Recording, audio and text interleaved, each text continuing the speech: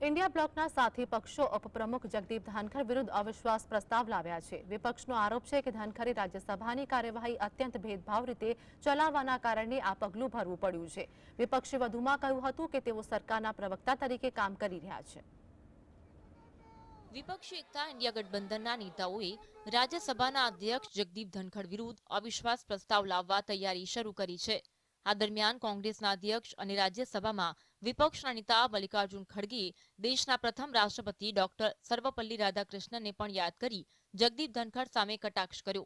ખડગે કહ્યું કે સર્વપલ્લી રાધાકૃષ્ણને કહ્યું હતું, હું કોઈ પણ પક્ષનો નથી, પરંતુ અફસોસની વાત એ છે કે રાજ્યસભાના અધ્યક્ષ ભેદભાવ તરીકે સદનનું સંચાલન કરે છે।